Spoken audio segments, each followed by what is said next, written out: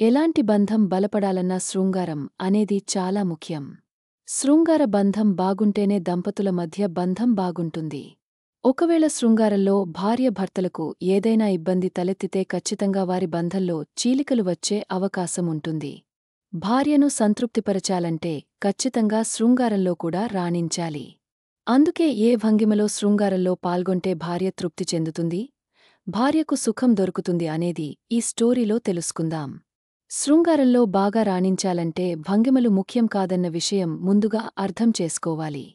శృంగారంలో భార్య సంతృప్తి చెందాలంటే ఇద్దరి మధ్య కొన్ని విషయాలు దోహదం చేస్తాయి. ఆ విషయాలు ఏంటంటే: భావోద్వేగ సంబంధం.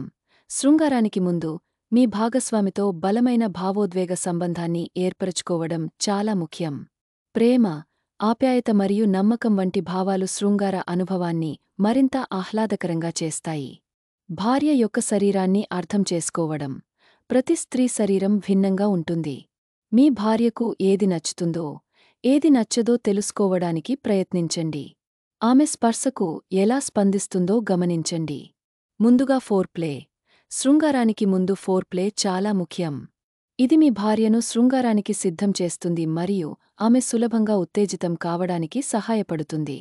తప్పదంటే ఈ భంగిమలు ట్రై చేయండి. శృంగారంలో ఎన్ని ప్రయత్నాలు చేసినా ఫలితం లేదనుకుంటే, కొన్ని భంగిమలు ట్రై చేయడం వల్ల కొన్ని గొప్ప ఫలితాలు వచ్చే అవకాశాలు ఉంటాయి. ఆ భంగిమల వల్ల భార్యకు కొంచెం ఎక్కువ సంతృప్తి వచ్చే ఛాన్స్ ఉంటుంది. అందులో మిషనరీ, డాగీ, కో గర్ల్ ఇలా కొన్ని భంగిమలు ట్రై చేయండి.